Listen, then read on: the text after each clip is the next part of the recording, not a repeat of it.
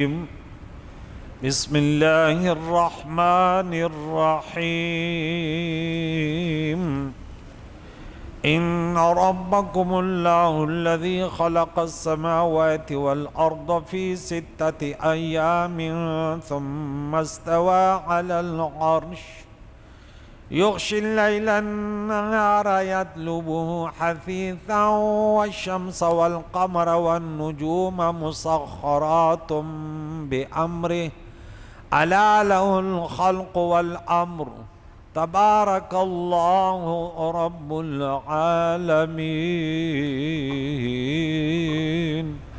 صدق اللہ العظیم۔ سورہ اعراف کے 6 رکوع اور 8ویں پارے کے 13 رکوع گئے تھے، اور سورہ اعراف کی 53 آیت مبارکہ ہوگی۔ گزشتہ درس میں ہم نے یہ پڑھا کہ جہنمی کہیں گے کہ اللہ ہمارے لیے کوئی شفاعت کرنے والا ہے کہ ہماری سفارش کرے، یا ہمیں لوٹا دے دنیا میں یا اللہ کہ ہم اعمال کریں اس سے ہٹ کر جو ہم کرتے تھے، یعنی برائی کو چھوڑ کر اچھے اعمال کریں۔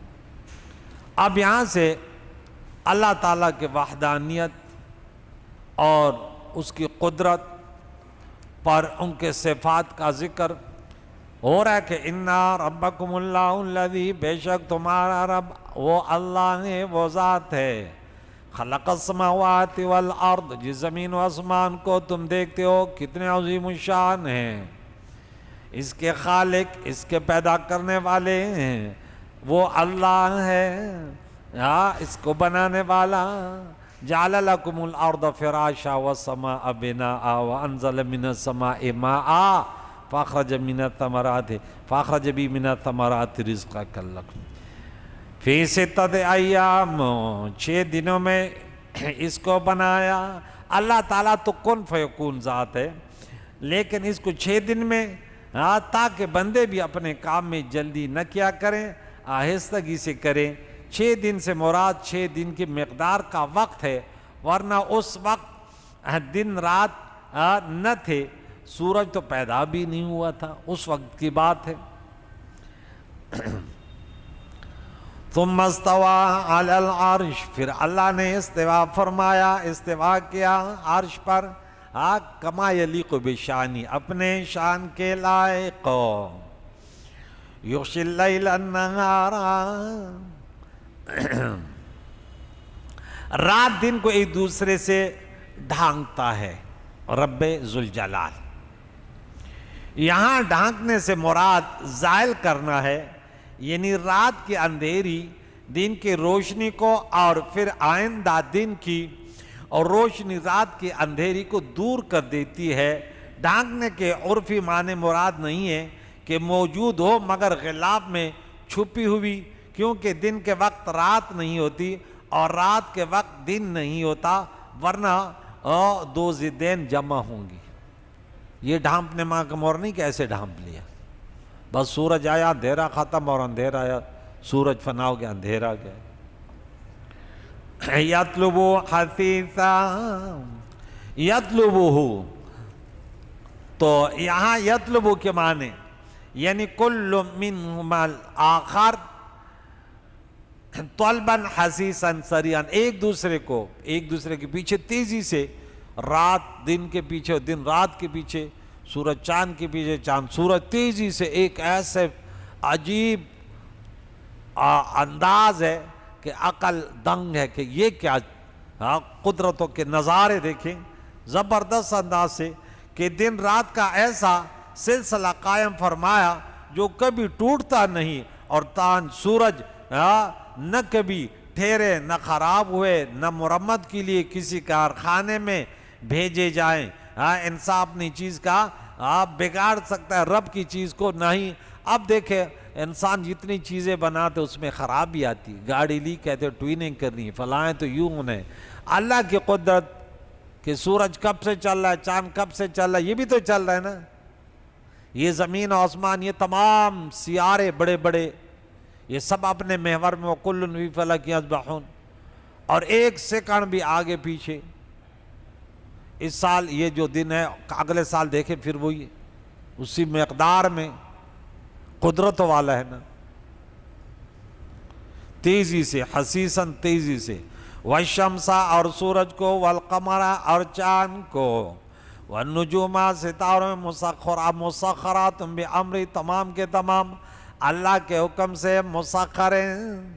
تسخیر تکوینی، کیسے انداز سے چل رہے، انسان کے اندر بھی بہت ساری تسخیر ہے، کیسے نسیں چل رہی ہیں، دل چل رہا ہے، خون چل رہا ہے، کیا نظام ہے، آنکھوں میں پانی آ رہا ہے، آنکھیں چل رہی ہیں، دیکھیں اللہ الا لہ الخلق والامر، سن لو اسے کے اختیار میں پیدا کرنا اور حکم دینا، یا اس کے معنی ہے کہ اللہ کا ہی ہے عالم خلق اور عالم امر۔ عالم امر تو وہ چیزیں ہیں جو فقط امر کن سے بنی ہیں، جیسے فرشتے، ارواح وغیرہ، اور عالم خلق وہ ہیں جو کسی مادے سے بنائے، جیسے عالم اجسام جو مٹی پانی وغیرہ سے بنے۔ عالم امر کو عالم ملکوت بھی کہتے ہیں، اور عالم اجسام کو ملک، اس لیے رب کو مالک الملک والملکوت کہا جاتا ہے۔ تبارک اللہ رب العالمین، بڑی برکت والا ہے رب العالمین، تمام جہان کا پروردگار۔ عالم، اللہ کے سوا کو عالم کہتے ہیں، کبھی ہر نوع کو علیحدہ عالم کہا جاتا ہے، جیسے عالم انسان، عالم حیوانات، عالم اشجار، عالم جمادات وغیرہ، اس لحاظ سے عالم کو جمع فرما دیا جاتا ہے، جیسے علم اور علوم، علم جنس ہے مگر قسموں اور نوعیتوں کے لحاظ سے جمع بولا جاتا ہے۔ ادعو، پکارو، دعا کرو ربکم، اپنے رب سے، تضرعاً، گڑ گڑا کرو، وخفیہ اور آہستہ۔ معلوم ہوا کہ دعا اور ذکر اکثر آہستہ ہونا چاہیے، یہ سب مانتے ہیں کہ دعا اور ذکر آہستہ بھی جائز ہے اور اعلانیہ بھی۔ ہاں اس میں اختلاف ہے کہ بہتر کیا ہے، حق فیصلہ یہ ہے کہ اگر اظہار میں جہر میں ریا کا اندیشہ ہو تو آہستہ بہتر ہے، اور اگر دوسروں کو بھی ذکر و دعا کی رغبت، توجہ ان کی تو رغبت دینا ہو، تو مقصود یہ ہو تو اعلانی افضل ہے۔ رب فرماتے ان تبدوا الصدقات فنعما، سورہ بقرہ میں 261 نمبر میں 71 میں فرمایا کہ اگر تم صدقہ کھلم دیکھو دو تو یہ بھی بہتر ہے، کسی دوسروں کو ترغیب دلانے کے لیے۔ ریاکار یہ ہو تو پھر تو ثواب کیا، یہ تو بڑا گناہ ہے۔ فَاذْكُرُوا اللَّهَ كَذِكْرِكُمْ آبَاءَكُمْ، اگر اللہ کا ذکر بلند آواز سے کرنا منع ہوتا تو اذان، حج کا تلبیہ، جہری نمازوں میں قرات، تکبیر، تشریق اونچی آواز سے نہ ہوا کرتا۔ اب دیکھیں ہر چیز میں تین ہی فرقے بنتے ہیں، ایک ادھر چلا گیا ہر وقت جہر، کوئی اور نمازیوں کو پرواہ نہیں دے، اور ایک ہے کہ وہ کہتا ہے کہ جہر کیا تو حرام ہے، بدعت ہے، یعنی جہنم میں جانے کا۔ یہ دونوں غلط ہے۔ اہل سنت و جماعت صحیح ہے، کہتے ٹھیک ہے کوئی نہیں، اب ہم درد دے رہے ہیں، کوئی نہیں ہے تو ٹھیک ہے، کوئی ہے تو ہم آہستہ کرتے ہیں کہ نہیں بھائی کسی کو نماز خراب نہیں کرنی۔ جہر بالجہر، ذکر بالجہر منع نہیں ہے، لیکن اگر لوگوں کی نماز آپ کہتے نہیں، سپیکر لگا ہوا ہے، شور، تو یہ چیزیں جو ہے نا افراط و تفریط ہے، یہ صحیح نہیں ہے۔ اِنَّهُ لَا يُحِبُّ الْمُعْتَدِينَ، بے شک اللہ حد سے بڑھنے والوں سے محبت نہیں فرماتا۔ اس سے اشارتاً معلوم ہوا کہ ذکر بالجہر میں حد سے زیادہ جہر کرنا بھی ناپسندیدہ ہے، سپیکر کھول کے یہ چیزیں وغیرہ، یہ صحیح نہیں ہے۔ ورنہ بالجہر، یہ ذکر بالجہر کا اثر قلب پر زیادہ ہوتا ہے، لیکن اگر سب آپ بیٹھے میں ذکر کر رہے ہیں تو آواز بلند کر رہے ہیں، صرف ذکر کے حلقے ہیں تو بہت آتا بہتر، لیکن یہ نہیں کہ کوئی نماز پڑھ رہا ہے تو شروع ہو گیا اسپیکر پہ لگ گیا کہ چلو 100 افراد نماز پڑھ رہے ہیں، اس کی نماز تو خراب کر دیں، اب پھر کہتے بھائی یہ اس میں کیا ہوتا ہے، نہیں بھائی ایسے بھی نہیں کیا کرے، افراط و تفریط سے اللہ بچائے۔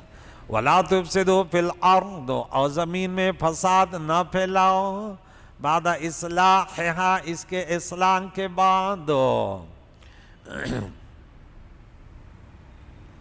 تو دعاؤں میں بھی حد سے آگے نہ بڑھو، حد سے بڑھنے کی بہت صورتیں ہیں، ناجائز دعائیں مانگنا، جیسے خدایا مجھے نبی بنا دے، یا مجھ کو موت نہ آئے جہاں ناجائز دعائیں مانگنا، جیسے خدایا مجھے یہ کر دے، مجھے فلاں کر دے حد سے بڑھ کر، تو جہاں آہستگی بہتر ہو وہاں اعلانیہ ذکر یا دعا کرنا ناجائز۔ جہاد وغیرہ میں جب کفار پر چھپ کر حملہ کرنا ہو، دعاؤں میں غیر ضروری قیدیں لگانا، خدایا مجھے جنت کا سفید مال دے جس میں 50 ہاتھ درخت انگور کے ہوں وغیرہ، اس قسم کے حد سے بڑھنا ہے۔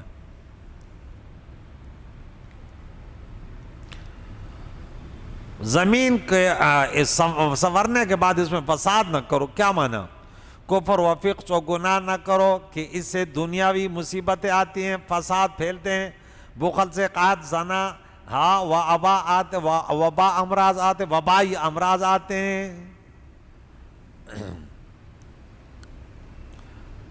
وَدْعُوا خَوْفًا وَطَمَعًا، جب اللہ سے دعا کرتے تو امید بھی رکھو اور خوف بھی رکھو، دونوں کے درمیان۔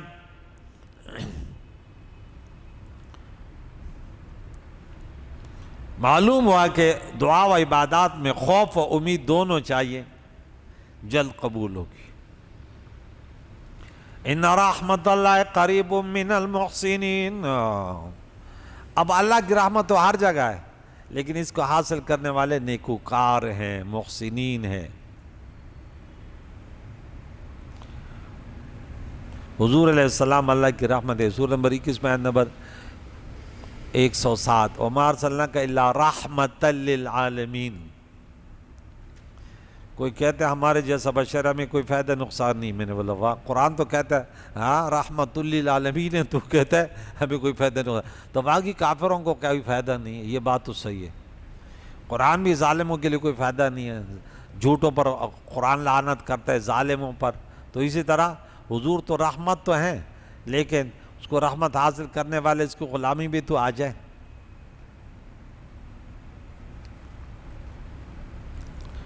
وَهُوَ الَّذِي يُرْسِلُ الرِّيَاحَ، کریم اللہ کی وحدانیت اور اس کے خالق اور مالک کے دلائل ہو رہے ہیں۔ وہی اللہ جو ہوائیں چلاتا ہے، ہوائیں بھیجتا ہے، قرآن میں رحمت کی ہواؤں کو ریاح، عذاب کی ہواؤں کو ریح فرماتا ہے رب۔ بشرم بین یدی رحمتی، اپنے رحمت سے پہلے، بارش آ رہی سے پہلے بادل آ گئے، تو بادل دیکھ کے مسلمان کہ اب بارش ہوگی، رحمت کی بارش ہوگی۔ ہم کہتے ہیں اللہ رحمت کی بارش بقدر ضرورت ہو، حتی اذا اقلت، یہاں تک کہ جب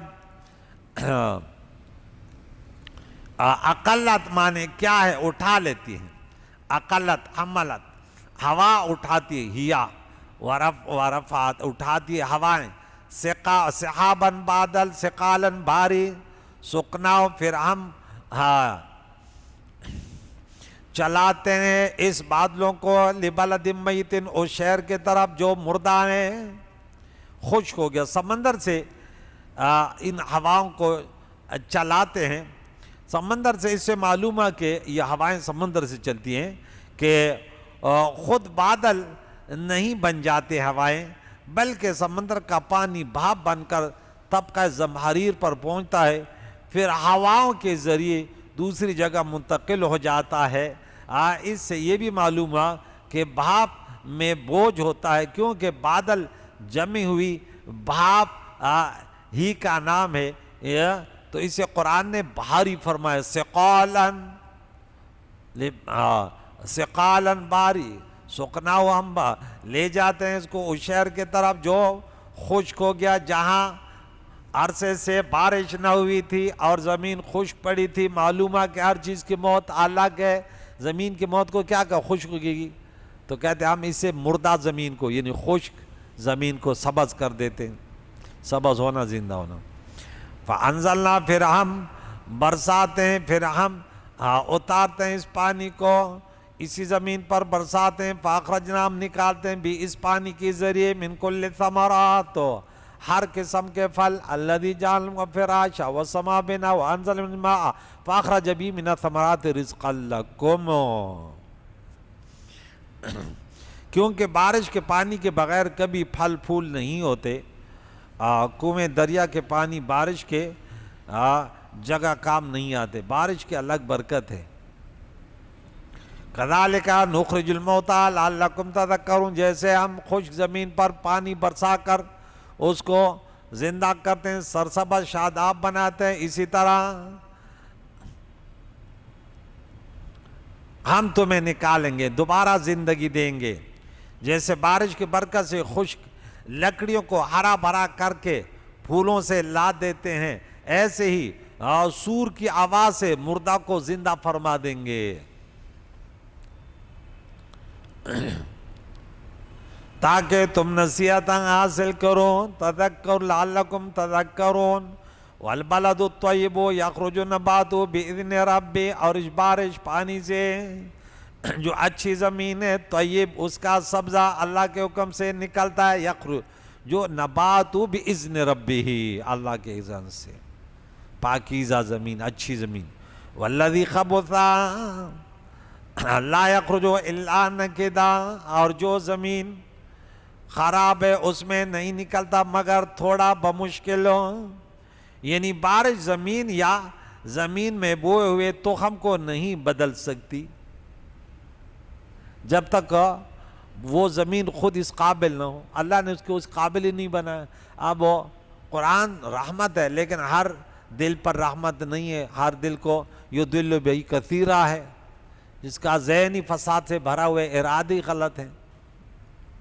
حضرت علی کرم اللہ وجہ الکریم سے کسی نے پوچھا، بولا آپ کہتے قرآن میں ہر چیز، یہ بتا میری داڑھی یہاں بال ہے، یہاں پتلی پتلی، آپ کی داڑھی اتنی گھنی، اس کا ذکر کیا ہے؟ پیارے علی کرم اللہ وجہ الکریم نے 58 نمبر آیت سنی، بولا وہ زمین جو پاکیزہ جیسے یہ دیکھے اس کی پیداوار بڑی پیاری ہوتی ہے، اور وہ زمین جو خبیث ہے اسے بس ایک ایک بال۔ ایسے پیارا جواب دیا کہ ہاں مزہ آ گیا۔ خبیث زمین و پاک زمین، بھلا پتہ چل جائے ہر چیز قرآن میں، جمیع العلوم فی القرآن ولیکن تکاثر عنہ افہام الرجال۔ میں تو حیران، اللہ تعالیٰ نے کس پیارے انداز کے قرآن میں، اب گناہگار فاسق بدکار اس کو کوئی چیز میں وہ مولوی بن جائے تب بھی صم بکم، آیات پڑھے گا اس کا ترجمہ بھی نہیں آئے گا، وہ بھی ممبر پر بھول جائے گا۔ لیکن جب اس قرآن سے محبت ہے، کوئی بات سوچ لے آیت پہلے ذہن میں آ جائے گی۔ اللہ اکبر۔ اگر عبارت و نص نہیں ہے تو دلالت و نص ہوگی، دلالت و نص نہیں تو اشارت و نص ہوگی، اشارت و نص نہیں تو اقتضاء و نص ہوگی، لیکن قرآن میں وہ بات ضرور ہوگی۔ اگر اس قرآن میں یہ بھی تو وہی ہے نا، تو اس کی تشریح میں وہی غیر مطلوب میں ہوگی۔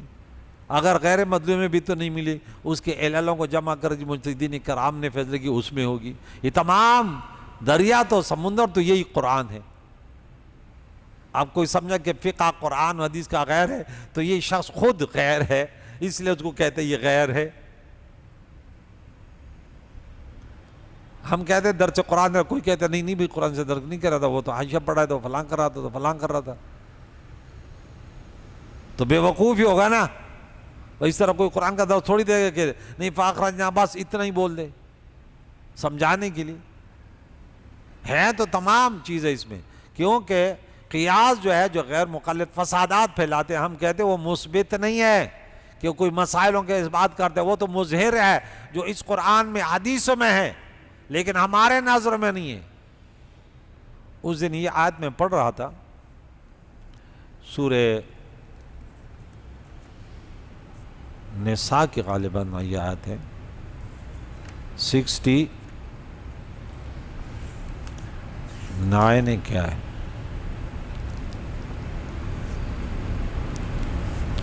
کہ جب تمہیں کوئی حکم نہ ملے تو اس کو اللہ اور نبی کے طرف لوٹا دو۔ اس پر ان کو میں بتا رہا تھا کہ یہ اکثریت ہماری ایسی ہے کہ وہ ان چیزوں کو نہیں سمجھ پاتے اور وہ پھر غلط طرف چلے جاتے ہیں۔ تو میں نے بولا اصل مالک فردو الی اللہ و رسول، میں نے بولا یہ مجتہدین کرام کا شان ہے کہ وہ قرآن و حدیث سے اس مسئلے کو اخذ کرے۔ قرآن و حدیث سے، یہ سورہ نساء میں یہ آیت موجود ہے. یہ میں نے سورہ آل عمران نکالی ہے، یہ والی آیت ہم نے پڑھی تھی کہ اس کو مجتہدین کرام کی شان ہے. ہر ایک کا کام نہیں ہے کہ وہ قرآن پاک اور حدیث سامنے رکھے اور وہ سمجھتا ہے کہ میں ٹھیک ہے عوام کے ساتھ تو وہ کچھ بھی کر دے گا، لیکن مسائل کا استنباط یہ والی آیت 59 اطیعوا اللہ واطیعوا الرسول واولی الامر منکم فإن تنازعتم فی شیء فردوہ الی اللہ والرسول. فردوہ کے مخاطب کون ہے؟ اگر ہم قرآن و حدیث میں تلاش کریں تو ہم کون ہیں کہ ہمیں مل جائے گی؟ ہمیں ایک مسئلہ مل سکتا ہے؟ کسی کو بھی نہیں مل سکتا کہ مخاطب تم نہیں ہو کہ تم تلاش کرو قرآن و حدیث میں. یہ مجتہدین کرام کی شان ہے. ہاں فقہ میں تلاش کرو. اب تو بھی آیت پڑھ رہا ہے، میں بھی پڑھ رہا ہوں، تو کتنا پیارا مان ہے یہ مجتہدین. اب مجتہدوں نے یہ محنت کر کے جمع کر دیا کہ چلو اب دیکھو امام ابو حنیفہ نے اس آیت اور اس مسئلے کا استنباط کس انداز سے قرآن و حدیث سے کیا ہو. وہ لاکھوں علماء یہ ائمہ اربعہ جس پہ جمع ہوئے، اللہ فتنہ پروروں کو توبہ کی توفیق عطا فرمائے. یقیناً ان کی بربادی میں کوئی شک نہیں ہے جو ان مجتہدین کرام کو کہتے انہوں نے قرآن و حدیث چھوڑا. اب اندھے کو کیا پتہ، اندھا سورج کی طرف تھوکے کہ یہ اس کا قصور ہے، تو اندھا ہے. کام بخت ایسے علماء کے خلاف بولنا. اللہ اکبر. کذالک نصرف الآیات لقوم یشکرون. ہم یوں ہی طرح طرح سے آیتیں بیان کرتے ہیں ان قوم کے لیے جو شکر ادا کرتے، اللہ کا شکر ادا کرتے. تو اسے معلوم ہے کہ قرآن و حدیث سے نااہل گمراہ بھی بن جاتے ہیں اور جو شکر گزار ہیں وہ یہدی بھی کثیرہ والے ہو جاتے. قریب مولا سے دعائے قرآن مجید فرقان حمید کی تعلیمات سے ہم سب کو بہرمند فرمائے. اور علماء کرام خصوصاً مجتہدین کرام نے جس انداز سے امام ابو حنیفہ، امام شافعی، امام مالک بن انس، امام محمد بن حنبل نے قرآن مجید فرقان حمید حدیث مبارکہ کی تشریح فقہ کی صورت میں موجود ہے. یا اللہ اسی طرح ہمیں سمجھنے کی توفیق عطا فرما گمراہ فرقوں سے کہ طرح طرح کے خرافات بکتے ہیں کریم اللہ، اور خصوصاً سوشل میڈیا پہ ان کے شر سے پوری امت کی حفاظت فرما. وصلی اللہ تعالی علی محمد و صحبہ اجمعین برحمتک یا ارحم الراحمین.